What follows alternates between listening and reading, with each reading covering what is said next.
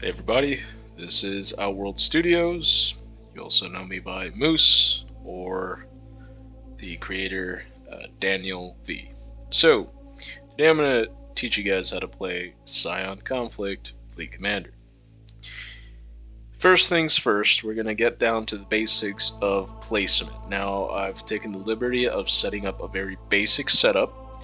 At the start of each game, you would randomly set up your map, or you can manually place the items. You have many planets to choose from, stars and asteroid fields, as well as gas giants. Those are all these celestial bodies. So, at the start of your game, if you want to do random placement, what you would get is one d20 and one d6. And you roll them together. So you got 6 plus 16, 22. That is the corresponding number to the left-hand side of letters. So the 22nd letter on the alphabet, which is Y, would be 22. And then you roll again, and you would have, again, we got 16, so we got Y16. Now, if we're doing a random start, we would place, for example, say I want an alien world here. Doesn't matter what you put, you guys decide what you want to put randomly down. And you can populate your map randomly through this process of the coordinate system, which makes sure you're going to have a very random game where there's no chance of manipulation by manual placement. Now, after you've placed your map randomly or manually, what you're going to want to do is you're going to want to start the game by randomly placing your fleet. Now, in a game of, say, 2 players, for example, we're going to simulate that. We're going to have one SC capital ship, one AR capital ship. Both players in all games, depending on whether you're playing 2, 3, 4, 5, 6 players, it doesn't matter. You always start with the same amount. So we have 2 fighters and 1 bomber. So we get 2 fighters and 1 bomber for both factions. Now what we want to do is randomly place them. Now we're going to roll for the SE player. You would do the same process of the coordinate system. In this case, we got 10th letter of the alphabet, 1, 2, 3, 4, 5, 6, 7, 8, 9, 10, J, and we roll again, 6. So J6 is where the SE capital ship starts. J, 1, 2, 3, 4, 5, 6. And you can place down your fighters and bombers within 1 tile of that ship. Now, something important to note is that diagonal movements or actions or attacks of any kind are forbidden in the game. There's nothing that you can do diagonally. The only kinds of actions, whether it be movement, attacks, building, construction, whatever, can either be in a linear or horizontal manner. So you would place down your fighters and bombers within 1 linear tile, horizontal or vertically, of your capital ship. Now, bombers can be on the same tile, maximum of 3 stack per tile. So you can have a squadron of 3 bombers on 1 tile at any given time. When it comes to fighters, you can have a max stack of 5 fighters at any given time or less. There are no other ships except for frigates, which can max stack 2, that can share a tile. You also can't combine multiple ships on a tile. So, for example, you can't do this. You wouldn't be able to do that. They have to be on separate tiles. So for the sake of time, we're just going to say that we randomly rolled the AR capital ship about here. And we're just going to go ahead and place those units there. Now we are in round 1. The game is broken up in rounds comprising of all the different turns of different players. So there's 2 turns in round 1. So the first turn, we'll say the AR capital player goes first. You roll however you want, traditional methods like D6 to determine who is the first player. Now the first move is the movement phase. So what you want to do is, in the game, to be able to dominate your opponent, you need to conquer worlds or colonize worlds. And the way you do that is by getting your capital ship within 1 tile, remember no diagonals, within 1 tile of that planet. So you can move 3 tiles with a capital ship. You only need to move 2. So 1, 2. Boom. And I'm going to go ahead and roll a d6. Anything higher, anything 4 or higher means I successfully captured or colonized the planet. So we got a 6, means we colonized it. Perfect. Now I'm going to finish my movement phase by putting my fighters somewhere I want. So 1, 2, 3. Fighters have a tile movement of 3, and the bomber 1, 2, 3 also has a tile movement of 3. Now that I've ended my movement phase, I'm going to start my build phase. Each planet can build 1 space station and 1 defense platform, but you can only build 1 per turn. So I'm going to go ahead and build a space station. Now this was turn 1. Let us say that turn 2 of the SC player is complete and they've just decided to move a total of 3 tiles altogether as a fleet. 1, 2, 3 in this direction. It is now round 2. At the start of round 2 and any following round after round 2, what you want to do is you want to roll your d6 because it is time to roll for an event. So we roll our d6. If we don't get a 6, in this case we did, which is kind of lucky, we got a 6. If you don't roll a 6, nothing happens. But if you do roll a 6, you draw a card from the event card deck. So we go over here to the event card deck, we draw a card. And in this case, flip it, and we find out that a supernova has happened. A nearby star has gone supernova. This affects the effects of EM radiation and neutralizes all shields for 1 turn. So this is a great time to segue into attacks. Now, what this card would do in a normal attack phase is it would disable all shields for that 1 turn, meaning it would give a benefit to the person who drawed the card. Whoever they attacked would have no shields. But we're just going to ignore the supernova card for now, and we're going to simulate a battle between a capital ship and another capital ship. So we're going to need 3 dice because every attack starts with an accuracy check, and the capital ship has 3 main cannons or weapons, you could say, that can fire. It's capable of firing 3 times. So it's going to target, you have to designate the target, and it's within 1 tile, the range. Every ship has its own range, you can check the table for that, but all these ships are within range of at least 1 opponent. A capital ship is going to strike the SC capital ship. In this case, we rolled a 1, a 5, and a 6. This one failed the accuracy check because it's 2 or less. These pass the accuracy test because they're 3 or higher. So what happens is, now that 2 of these weapons did successfully hit their target, the SC capital ship has to successfully roll 2 shields checks, but they have to be done in a consecutive manner. So we're going to go ahead and do that. You would roll a d6, and anything 4 or higher is a successful shield check, and it has to be consecutive. This is a perfect example. The first one failed. Since the first one failed, that means the consecutive or the second shield check fails as well. If, for example, it didn't fail and we rolled a 4, we would have to do the second shield check for that second weapon that did hit. And hopefully we roll, okay, this time we rolled a 1, but let's say we got something else like a 5. That means that the shield successfully stopped the attacks that did hit. and therefore there is no damage. Now let's say that the shields failed.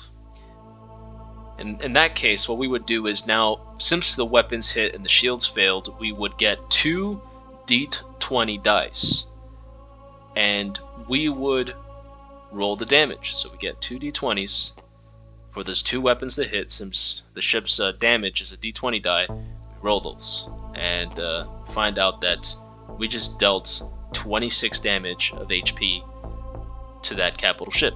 It has a total of 60 HP, so now the ship is down to 46 HP. We're going to go into the build phase. Now suppose this space station was here before, and during the move phase it moved up 1.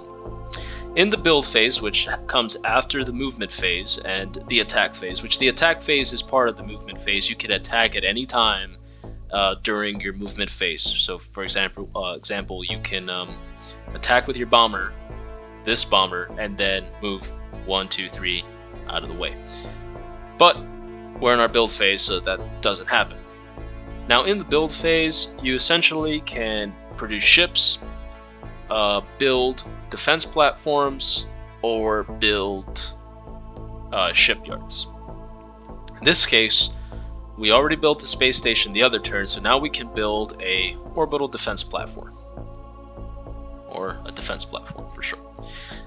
And now we're also going to build, using our space station, which, think of the space station as your construction vehicle, it can build down a shipyard. Now you cannot immediately build with the shipyard. You have to wait 1 full turn until the shipyard can build something. Now let us suppose that full turn has passed by and it is now another round and it's your turn again. You're back in your build phase. You can now swap out your shipyard for the corresponding number of ships. 1 shipyard can produce 1 frigate, 3 bombers, or 5 fighters. Now let's say, just move this out of the way. Let's say that you have 2 shipyards on the same asteroid. You can now build a cruiser. And if you had 4 on the same asteroid, you can build a capital ship. And the way that would work is that on your build phase, if they have all had their cooldown of 1 turn, you would swap them all out. Essentially, they get removed from the field for a capital ship, and you can place it on any 1 tile where there used to be a shipyard. Boom, there you go. Now, you can only build ships of more than 1 shipyard as long as they are part of the same asteroid or asteroid cluster. For example, let's say I have a shipyard here and I have a shipyard here. These 2 shipyards cannot produce a cruiser because they don't belong to the same asteroid cluster. They can only produce ships of 1 shipyard. So frigates, bombers, and fighters. That's it. But let's say you had 1 shipyard here and 1 shipyard here. This would be considered a cluster because they are within 1 tile of each other, these asteroids, which these 2 are a cluster. However, these 4 are not a cluster because these are diagonal, and like I said in the beginning, nothing in the game diagonal counts. No movements, no buffs, nothing. So these are a cluster, therefore if you had 4 here, you could build a capital ship. And if you had 4 here, you could build a capital ship. But if you had 1 here, for example, and 1 here, you could not build a cruiser, and you could not build a capital ship if you had 1 here or 1 here. Okay, so we're going to go over the special abilities of both factions' capital ships. For the AR capital ship, they have something called the butterfly cannon, which works in a range of 2 maximum tiles or 1 tile. But if you shoot it at 1 tile, you're going to disable yourself. What the butterfly cannon does is that essentially it's an EMP weapon that disperses out an area of effect from the center out 1 tile in each direction. So it's a plus sign. So if the AR player is going to shoot his butterfly cannon, in the center, it's going to affect anything that's here, here, here, and here. Now, the way you would use your special ability is you would first make sure you have an accuracy check. So we're going to roll that and make sure we did in fact hit. So we got a 3 or higher, meaning that our butterfly cannon did hit that area. And now each of these individual ships are going to have to roll a shield check to see if their shields withstand it. So we're going to start with the fighter. Every time you do something, whether it be attacks or special abilities, you should call out what the dice is corresponding to, so that there are no mistakes or any sort of confusion later, or disputes about what should be damaged. You should correspond a die to a ship, or to several ships. If you're attacking with multiple ships and there are also multiple ships, you should correspond the dice for each other.